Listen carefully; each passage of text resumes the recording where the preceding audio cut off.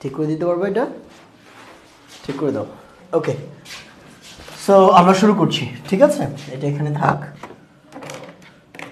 তাহলে আমরা যেটা দেখলাম যে সাবজেক্টগুলো যেগুলো আছে আমরা এগুলো সম্পর্কে গত ক্লাসে জেনেছি, এবং ক্যান এবং কুডের মধ্যে ফান্ডামেন্টাল পার্থক্য কি? ক্যান মানে হচ্ছে পারা, একটু আওয়াজ দিয়ে বলতে হবে। কুড মানে ক্যান মানে পারা, কুড মানে পারতাম। তার মানে একটা প্রেজেন্টে আর একটা পাস্টে। খুব সিম্পল। আমরা কিছু ভার্ব লিখে রেখেছি এই পাশে, আমরা এগুলো দিয়ে বাক্য একটু বলার চেষ্টা করব। আমি বাংলা বলবো, আপনারা ইংরেজি বলবেন। আচ্ছা, আমি পড়তে পারি। I can read. আমি পড়তে পারি। আমি পড়তে পারতাম। I could read. আমি পড়তে পারি। আমি পড়তে পারতাম। আমি রান্না করতে পারি। আমি রান্না করতে পারতাম। আমি দৌড়াতে পারি। আমি দৌড়াতে পারতাম। আমি হাঁটতে পারি। আমি হাঁটতে পারতাম। আমি সুইম, সাঁতার কাটতে পারি।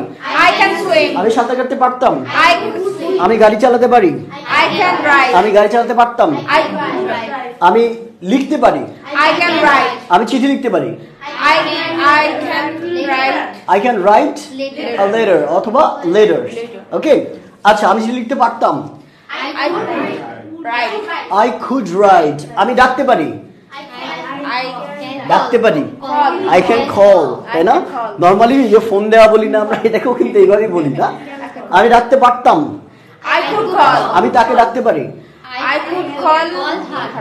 I can call her or call him. আমি তাকে ডাকতে পারতাম। I could call her or I could call him. খুবই ভালো কথা। অন্য একটা সাবজেক্টে ট্রাই করি, ঠিক আছে? তুমি পড়তে পারো। You can read. তুমি ঘুমাতে পারো। তুমি গান গাইতে পারো। তুমি খেলতে পারো। তুমি চর্চা করতে পারো। তুমি চর্চা করতে পারতে। তুমি খেতে পারতে। তুমি আমাকে বকতে পারতে। স্কোল্ড। স্কোল্ড মানে কি? বকা দেয়া, ঠিক আছে?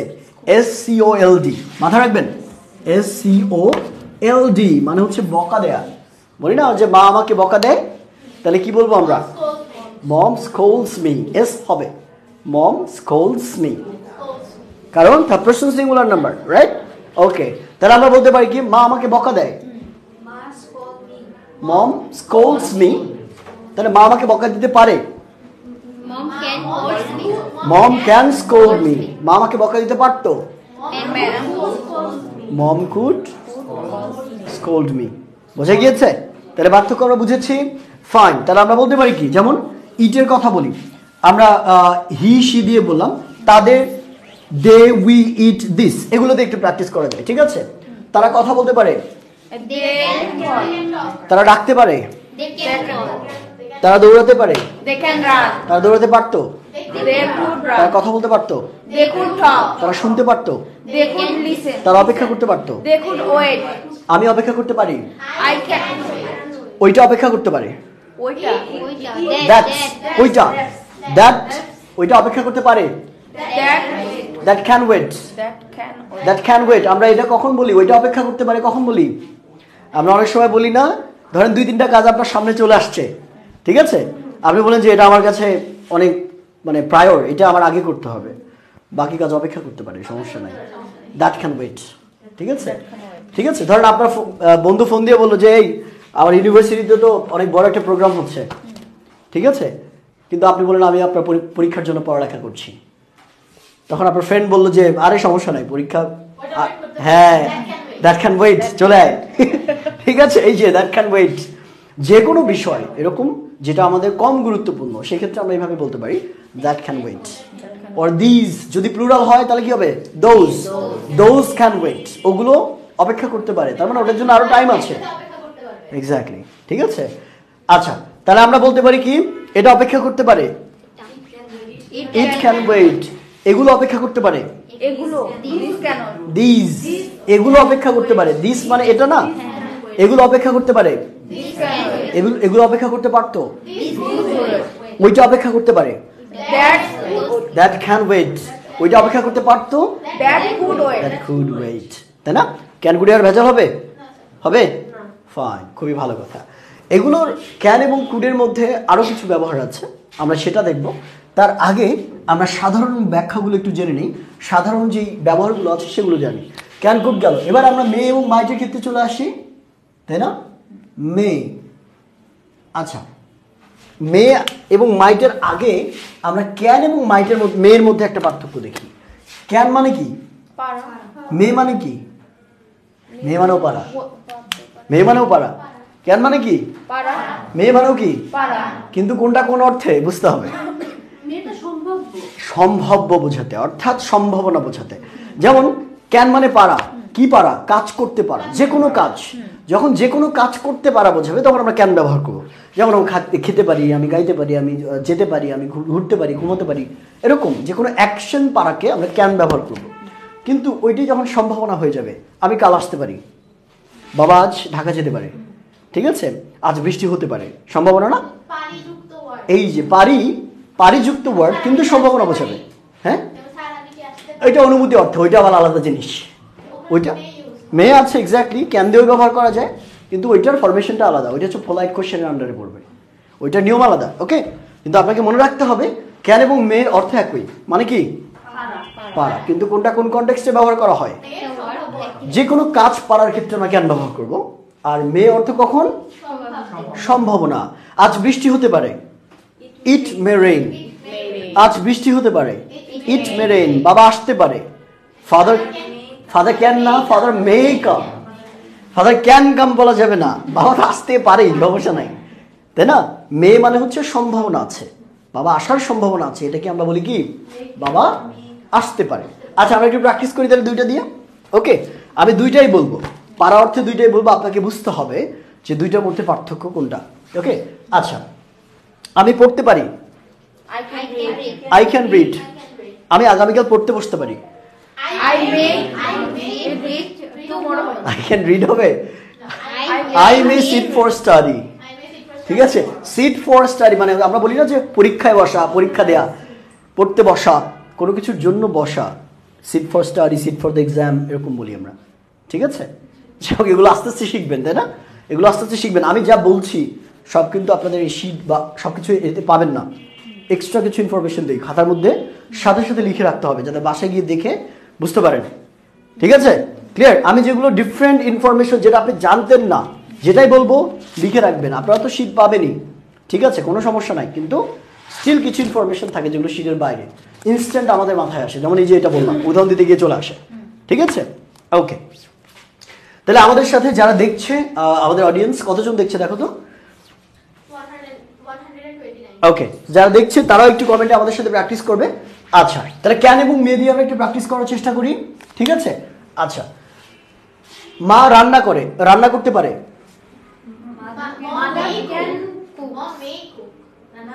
রান্না করতে পারে, ক্যান কুক। মা ভালো রান্না করতে পারে, mom can cook, cooks well. Cooks হবে না, mom can cook well, mom can. মা আগামীকাল রান্না করতে পারে, এবার বুঝতে পারছেন? মা আগামীকাল রান্না করতে পারে, মম মে কুক টুমরো, মানে আগামীকালের সম্ভাবনা বোঝাতে। ঠিক আছে, আজ আমি খেতে পারি, I may eat today. আজ আমি খেতে পারি, সম্ভাবনা, I may eat today. ঠিক আছে, আপনি যদি বলেন যে আমি অনেক খাবার খেতে পারি, I can eat a lot. I can eat a lot. এই ক্ষেত্রে ইট কি হবে, সরি ক্যান কি হবে? পারা অর্থে, কোনো কাজ করতে পারা অর্থে। পার্থক্য বোঝা গিয়েছে? তাহলে মে এবং ক্যানের মধ্যে ফান্ডামেন্টাল পার্থক্য কি? সম্ভাবনা, আর একটা হচ্ছে সাধারণ পারা বোঝে। দুইটার অর্থ কিন্তু পারা। ওকে, ক্লিয়ার? আচ্ছা, খুবই ভালো কথা। এবার আমরা চলে যাই হচ্ছে মে এবং মাইটের মধ্যে কি পার্থক্য। মে এবং মাইটের মধ্যে খেয়াল করে দেখেন, মে এবং মাইট। আচ্ছা, মাইট মানে কি তাইলে?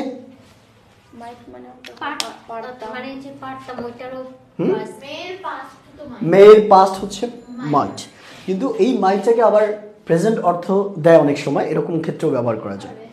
বলছি দেখেন, মে মানে কি? পারা। মাইট মানেও হচ্ছে পারা। মাইট মানেও কি? পারা অথবা পারতাম, পারা অথবা কি অর্থে?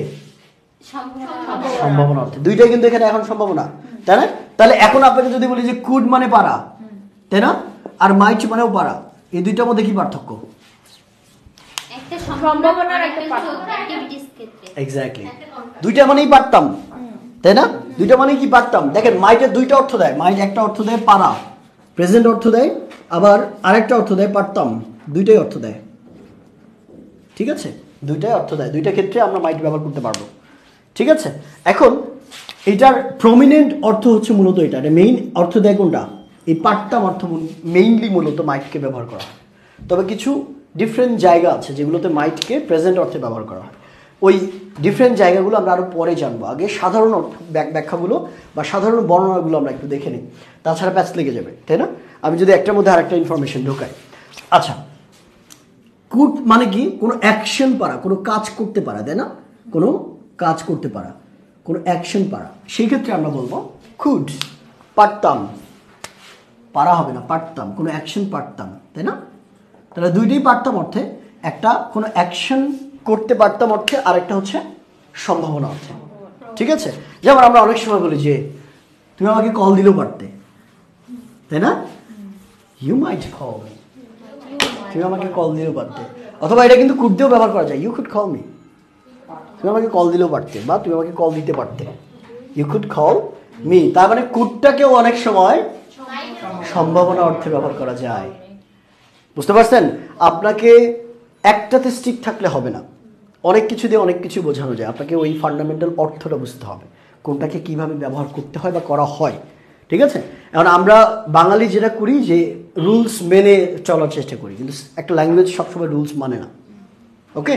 আপনাকে ভাবটা বুঝতে হবে যে এটা দ্বারা কি বোঝানো হচ্ছে, কি বোঝাতে চাওয়া হচ্ছে। আর নইলেও কিন্তু আপনি ওই মেয়ে এবং কুডের মধ্যে, ক্যান এবং কুডের মধ্যে পার্থক্যটা বুঝতেন না, মেয়ে এবং ক্যানের মধ্যে পার্থক্যটা বুঝতেন না, তাই না? এই ভাবগুলো আপনাকে বুঝতে হবে। ক্লাসে আমি মনে আছে কিনা বলেছিলাম এবং মাইটের মধ্যে যে ফান্ডামেন্টাল পার্থক্য সেটা কি একটু বোঝার চেষ্টা করি, মাথায় রাখবেন। এই মেয়েটাকে বলা হয় একটা ফর্মাল ওয়ার্ড, কি বলা হয়? এটা একটা ফর্মাল ওয়ার্ড, আপনি ফর্মাল যে কোনো কথা বলার সময় মেয়েকে ব্যবহার করতে পারবেন। কিন্তু মাইটটা হচ্ছে আরও বেশি ফর্মাল। মাইটটা কি আরও বেশি ফর্মাল? এই চিহ্ন দেওয়া হয় না মাইটে, নাকি এই চিহ্ন? এক্স্যাক্টলি, এক্স্যাক্টলি, এই যে দেখেন, তাহলে মাইটটা হচ্ছে আরো বেশি ফর্মাল। মাইটটা কি এর মানে কিন্তু এই না যে মেয়েকে আর ফর্মাল জায়গাতে ব্যবহার করা যাবে না, এরকম কিন্তু না, আপনি দুইটাই ব্যবহার করতে পারবেন। কিন্তু একাডেমিক স্পিকিংয়ে যখন ধরা হয় বা কথা বলার ক্ষেত্রে, তখন দেখবেন যে মাইটটাকে বেশি ব্যবহার করা হয় মেয়ের পরিবর্তে, ঠিক আছে? এইটাই পার্থক্য। তবে আপাতত আপনাদের এটাতে ফোকাস করার দরকার নেই, আপনারা মেইন অর্থতেই ফোকাস রাখেন। আচ্ছা, তাহলে আমরা একটু ট্রাই করে দেখি, ঠিক আছে? একটু ট্রাই করে দেখি। আমি আগামীকাল রান্না করতে পারি, আমি আগামীকাল আমি গতকাল রান্না করতে পারতাম, I might cook yesterday or last day বললেও হবে, yesterday or yesterday is the perfect one. আচ্ছা, আমি আগামীকাল সাঁতার কাটতে পারি, I may swim tomorrow, ঠিক আছে? আমি সাঁতার কাটতে পারি এটা দিলে আপনারা নিজেরা কনফিউজ হয়ে যাবেন, তাহলে এটা ক্যান দিয়ে বোঝাচ্ছে নাকি? এই জন্য আমি আগামীকাল লাগাচ্ছি, বুঝতে পারছেন? তাহলে সম্ভাবনাটা আরো বেশি জোরদার হয়, আরো জোরালো হয়, ঠিক আছে? আচ্ছা, আমি ঘুমোতে পারি, আমি এখন একটু ঘুমোতে পারি, I may sleep a bit now. A bit কথাটা নতুন আসছে না, a bit মানে হচ্ছে অল্প একটু, অল্প পরিমাণ, a bit, ঠিক আছে? আমরা লিটল বিট বলি না, লিটল বিট, ওইটাকে আমরা a bit সংক্ষেপে বলতে পারি, a bit, ঠিক আছে? ওয়েট a bit, একটু অপেক্ষা করো, ওয়েট a bit বলি না, ওয়েট a bit, একটু অপেক্ষা করো, একটু শোনো, লিসেন a bit, হ্যাঁ, BIT, ঠিক আছে? a BIT, bit, clear? বুঝতে পেরেছি আমরা? তাহলে মেয়ে এবং মাইটের মধ্যে ফান্ডামেন্টাল পার্থক্য কি? সম্ভাবনার তারতম্যের মধ্যে। আর দুইটাই মূলত, এটা আমরা মেয়ের পাস্ট ফর্ম আকারে, পারতাম আকারে ব্যবহার করি, আর মেয়ে ব্যবহার করা হয় পারি অর্থে, কিন্তু দুইটাই সম্ভাবনা অর্থে ব্যবহার করা হয়। এই তো ক্লিয়ার? কারো কোনো কনফিউশন আছে? এগুলো দিয়ে প্রচুর বাক্য আমরা প্র্যাকটিস করবো ইনশাআল্লাহ সোমবারে। সো আপাতত শুধু ফান্ডামেন্টাল জায়গাগুলো বোঝার চেষ্টা করেন। আচ্ছা, মে মাইট গেল। আর কি বাকি আছে আমাদের বলেন? Will would. Okay, will would, এটাও ঠিক ক্যান কুডের মতো। এটাও কি ক্যান কুডের মতো। উইল মানে কি? কোনো কিছু করব, খাবো, যাব, বসবো, ভবিষ্যতে কোনো কিছু করা বোঝায়। উইল মানে কি? ভবিষ্যতে কোনো কিছু করা বোঝায়। যেমন আমি খাই, এটা হচ্ছে প্রেজেন্ট, খাবো ফিউচার। খাই প্রেজেন্ট, খাবো ফিউচার, বলি প্রেজেন্ট, বলবো ফিউচার। ঠিক আছে, তারপর হচ্ছে করি প্রেজেন্ট, করব ফিউচার। তাহলে ওই যে ফিউচারগুলোতে আমরা উইল ব্যবহার করব। এখন উড কখন হবে? করি প্রেজেন্ট, করব ফিউচার, করতাম হচ্ছে উড। করতাম, খেতাম, যেতাম, ঠিক কুডের মতো। করতে পারতাম, এটা হবে কুড, আর করতাম উড। বোঝা গিয়েছে? আমি কাজ করতে পারতাম, I could work or I could do work. ঠিক আছে, আমি কাজ করতাম, I would do work or I would work. করতাম, বোঝো নাই? পারি কখন আসবে? কুড যখন আসবে তখন পারি। আর উড করতাম অর্থে। একটা হচ্ছে করতে পারতাম, আর একটা হচ্ছে করতাম। একটা খেতে পারতাম, খেতাম। আমি যেতে পারতাম, যেতাম। আমি ধরতে পারতাম, ধরতাম। বোঝা গিয়েছে? এই হচ্ছে পার্থক্য। তাহলে এবার আমরা যদি উইল এবং উডের মধ্যে পার্থক্য দেখার চেষ্টা করি, বলে যেমন আমি পড়তাম, আই উড রিড। আমি পড়বো, আমি রান্না করব, আমি রান্না করতাম, আই উড কুক। ঠিক আছে, ভালো করে দেখেন। সে দৌড়াতো, হি উড রান। সে দৌড়াবে, হি উইল রান। একটু দ্রুত, ব্রেনকে কাজে লাগান, দ্রুত ব্রেনকে কাজে লাগান। না দেখে বলতে হবে তা না, এদিকে দেখেই বলেন, কোনো সমস্যা নাই। প্রথম দিকে দেখেই বলেন, ওকে? আচ্ছা, তারা গাড়ি চালাতো, দে উড ড্রাইভ। তারা গাড়ি চালাতো, তারা গাড়ি চালাবে। তারা ডাকতো, দে উড কল। তারা ডাকবে, ওকে, ভেরি গুড। এটা অপেক্ষা করবে, ইট উইল ওয়েট। এটা অপেক্ষা করবে মানে বুঝছেন? ওইটা একটু আগে বলে দ্যাট ক্যান ওয়েট, ওই সেম জিনিসটাকে এইভাবে বলি যে ইট উইল ওয়েট। এটা অপেক্ষা করতো, ইট উড ওয়েট। ঠিক আছে, ধরেন একটা কাজ আপনার কলিগ ঠাস করে এসে অন্য একটা ইম্পর্টেন্ট কাজের মধ্যে ঢুকিয়ে দিচ্ছে যে এটা করাই লাগবে এখন, তাহলে আপনি কি বলবেন ওই সময়? It would wait. এটা অপেক্ষা করতে পারতো। হ্যাঁ, এরকম সিচুয়েশনগুলোতে আমরা বলতে পারি ইট উড ওয়েট। এটা অপেক্ষা করতে পারতো। ক্লিয়ার? বোঝা গিয়েছে? তাহলে উইল এবং উডের মধ্যে পার্থক্য। আমরা আরো কিছু বাক্য দেখার চেষ্টা করি। ঠিক আছে, যেমন আমরা বলি যে রহিম গান গাইতে পারতো।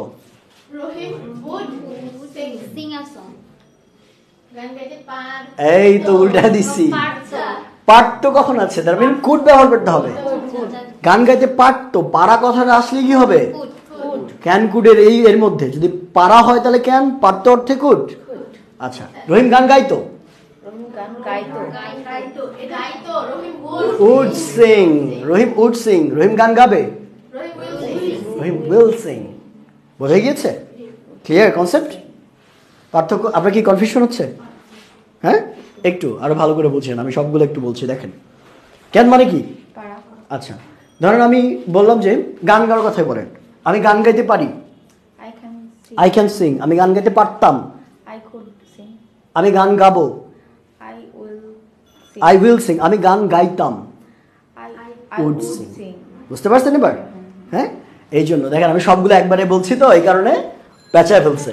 এইভাবে এক্স্যাক্টলি প্র্যাকটিস করলে হয়ে যাবে। বাসায় গেলে একটু একটু দেখবেন যে আমি ক্লাসে যেভাবে আপনাদেরকে বোঝালাম, একটু আপনার খাতাটাও দেখার দরকার নেই। আপনি চোখ বন্ধ করবেন এবং জাস্ট ক্লাসের কথা মনে করবেন যে স্যার কেমনে কেমনে বুঝাইছে, কী কী এক্সাম্পলগুলো দিয়েছে। শোয়ার আগে হয় না এরকম, ঘুমানোর আগে দেখবেন এক্স্যাক্টলি ওগুলো রিক্যাপ হতে থাকে মাথার মধ্যে। আমার তো হয়, আমার ঘুমাতে ঘুমাতে একদম 1 ঘন্টা লেগে যায়। মানে আমি যদি ঘুমাই ওই 1 ঘন্টাগুলো মাথায় চলে, আমি আগামীকাল কী করবো, আজকে কী কী হয়েছে। এক্স্যাক্টলি।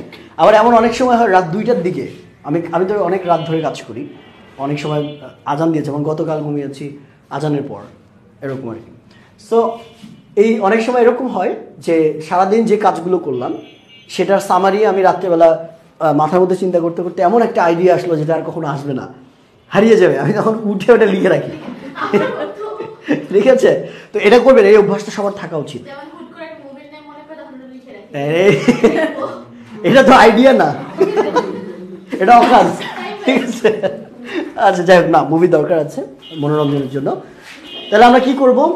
আচ্ছা, এখন আপনাদের কাজ কি, এটা প্র্যাকটিস কি শুধুমাত্র আপনি বসে প্র্যাকটিস করবেন এরকম? তা কিন্তু না, রাস্তা দিয়ে হাঁটবেন আর চিন্তা করবেন। এক্স্যাক্টলি, রাস্তা দিয়ে হাঁটবেন আর চিন্তা করবেন এই গাড়িটা লাল রঙের হতে পারতো, এই গাড়িটা হ্যাঁ exactly would be in red colour or would. ঠিক আছে, তারপরে আমরা বলতে পারছি যে এই সবজি ওটা লুঙ্গি পরে থাকতে পারে, তাই না? এইভাবে ডিফারেন্ট ভাবে আপনি চিন্তা করবেন, দেখবেন যে আপনার এই জায়গাগুলো ক্লিয়ার হয়ে গেছে। সবজিওয়ালাকে ভেজিটেবলওয়ালা বলা হয় না, হকারই বলা যাবে। হকার বলতে পারি। হকার মানে হচ্ছে রাস্তায় যারা যে কোনো জিনিস বেচে, তাদেরকে আমরা হকার বলতে পারি। ঠিক আছে, ওকে। সবজিওয়ালার আলাদা করে দরকার নেই। হ্যাঁ, ভেজিটেবল ম্যান। ওই যে এটা হয়েছে এরকম যে বাংলিশ বলে না কিছু কিছু, হ্যাঁ বাংলিশ। সো এই বাংলিশের মধ্যে এরকম আমার স্যার এরকম গল্প বলতো ক্লাসের মধ্যে গল্প বলতো যে আমি স্টুডেন্ট হচ্ছে এরকম ক্লাসে আসছে, ক্লাসে এসে বাংলাও পারে না, ইংলিশও পারে না, অর্ধেক, মানে মিক্সড একটা অবস্থা। মানে কি বলছে গতকাল কি হয়েছিল, তুমি উঠছিলা কেন বাসায়? তোমার আম্মা ফোন দিয়ে বলছে এসে। স্যার বললেন না, ইংলিশে বলো। ঠিক আছে, এবার শুরু হয়েছে তার বলা এরকম যে স্যার গতকাল আই ওয়াজ হতভম্ব। স্যার হোয়াট হ্যাপেন, শোনেন। I was googling in my bathroom. Hey, then I saw a talapoka was baya uthing in my leg. A talapoka was baya uthing in my leg. Hey, then I chillailam. Hey, someone আসলো। হ্যাঁ, এরকম ভাবে সে পুরো বাক্যটা clear করছে। So এইভাবে করা যাবে না, যা বলবেন কমপ্লিট করে করবেন। আচ্ছা, ওকে। সো আমরা মে এবং মাইটের ব্যবহারটা বুঝলাম। এবার আর কি আছে আমাদের, যেমন হ্যাভ টু আছে, হ্যাঁ শ্যাল শুড। ওকে, শ্যাল এবং শুডের মধ্যে পার্থক্য। শ্যালটাকে আমি কি বলি, যারা অনলাইনে ক্লাস করেছেন মনে আছে, শ্যালকে আমি মূলত ইনসিস্ট করি না, এটাকে বাদ দিতেই বলি, তাই না? মোটামুটি শ্যালের ব্যবহারটা আস্তে আস্তে কমে আসছে, এবং শ্যাল ব্যবহার করাটা একটু প্রবলেমেটিক। কেন? এর কয়েকটা নিয়ম আছে, কিন্তু এর অল্টারনেটিভ হিসেবেই আমরা উইল দিয়ে চালিয়ে দিতে পারি, তাই না? এখন আপনি চিন্তা করেন, ধরেন আপনার কাছে দুইটা ওয়ে আছে। এক, আপনি ওই যে আপনারা হয়তো এটা অ্যাডাপ্ট করে ফেলেছেন, ধরেন দুইটা ওয়ে আছে। এক হচ্ছে আপনার জ্যাম ঠেলে 2 ঘন্টা জ্যাম ঠেলে এসে অফলাইনে পড়া লাগবে, আর একটা অনলাইনে বসে আপনি পড়ে ফেলতে পারবেন। আপনি কোনটা চুজ করবেন? অনলাইন, ডেফিনেটলি অনলাইন, যদি সেম মানের সার্ভিস হয়, তাই না? ব্যাপারটা অনলাইন চুজ করবো আমরা। শুধু ভেজাল করে কি দরকার? একটা প্রোডাক্ট আপনি যমুনাতে যেই দামে পাচ্ছেন, যেই প্রোডাক্ট পাচ্ছেন, সেম প্রোডাক্টে আপনি অনলাইনে অর্ডার দিলে আপনার বাসায় এসে পৌঁছে দিচ্ছে। কোনটা অর্ডার করবেন? যদি সেটা রিলিভেন্ট হয়, তাই না? এই তো সহজ ওয়ে আমরা খুঁজি। ঠিক সেম জিনিসটা শ্যাল এবং উইলের মধ্যে ব্যাপারটা এরকম। শ্যাল হচ্ছে নর্মালি কি কোনো ভবিষ্যতের অর্থে ব্যবহার করা হয়, কোনো কিছু হবে, ঘটবে। উইলও ব্যবহার করা হয় সেম অর্থে, তবে শ্যালের ব্যবহারের ক্ষেত্রে সাবজেক্ট ওয়াইজ শ্যালের একটা ব্যবহারের পরিবর্তন আছে। সবার সাথে শ্যাল ব্যবহার করা যায় না, এই জন্য শ্যালটাকে ম্যানেজ করে চলাই ভালো। যেহেতু উইল দিয়েই কাজ চলতেছে, কি দরকার? ঠিক আছে, কতজন? ওকে, সো এটা আমরা বুঝলাম, রাইট? আচ্ছা, কোনো সমস্যা নাই, এটা আমরা বুঝলাম। এবার আমরা দেখব শ্যাল এবং উইলের বাদ দিয়ে আমরা শুধুমাত্র শুডের ব্যাপারটা দেখি। যদিও নর্মালি শ্যালের পাস্ট ফর্মকে শুড ধরা হয়, শ্যালের পাস্ট ফর্ম কি? কিন্তু শুডের অর্থ চিন্তা করে দেখেন, কোনো পাস্ট নির্দেশ করে না, উচিত। এটা দ্বারা কি পাস্টে কিছু বোঝায়? হ্যাঁ, শ্যালকে উচিত আকারে ব্যবহার করা হয়, সেটা খুবই নগণ্য কিছু জায়গায়। সেটা আমরা ব্যবহার করি না, নেটিভরা ব্যবহার করে। ঠিক আছে, you shall wait, you should wait এর পরিবর্তে বলে ইউ শ্যাল ওয়েট, তোমার অপেক্ষা করা উচিত। ঠিক আছে, এরকম বলে ইনফর্মালি বলে, এটা ফর্মাল না কিন্তু, ইনফর্মালি বলে ইট শুড বি সলভড। এটা আলাদা জিনিস, আবার প্যাসিভ ভয়েসে গিয়েছে, ওইটা আমরা পরে শিখবো। ওকে, এরকম কাজ যেটা অন্যের দ্বারা হয়, এই কাজগুলো সেই কাজগুলো আমরা পরে শিখবো। এগুলো হচ্ছে আপনার এই কোর্সের শেষের দিকে গিয়ে হয়তো পাইলেও পড়তে পারেন। আপাতত আমরা এটাতে স্ট্রিক্ট থাকি। ওকে, তাহলে সুর হচ্ছে খুব সিম্পল, উচিত অর্থে আমরা ব্যবহার করি, উচিত অর্থে, তাই না? আচ্ছা, এখন আরেকটা জিনিস আপনাদের, তাই না? Need to, have two and must, এই তিনটাই কিন্তু আমরা ব্যবহার করতে পারি। Need to, have two and must, তিনটার অর্থ ডিফারেন্ট।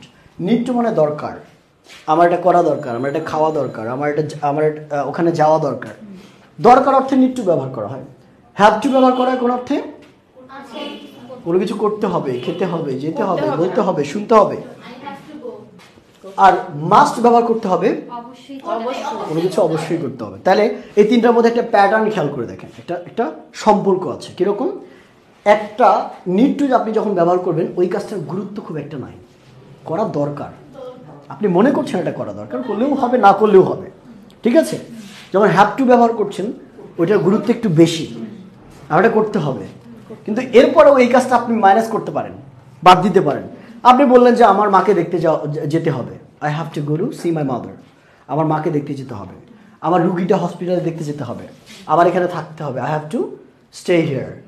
কিন্তু আপনি ধরেন কোনো একটা কাজে বের হয়ে চলে গেলেন, বাধা দিচ্ছে না। কিন্তু যখন মাস্ট ব্যবহার করবেন এর মানে আপনাকে এটা করতেই হবে, অবশ্যই। এই অবশ্যই কথাটার ইংরেজি হচ্ছে মাস্ট, ঠিক আছে? আপনার অবশ্যই এখানে থাকতে হবে, you must wait here, you must stay here. বুঝতে পারছেন পার্থক্য কোথায়?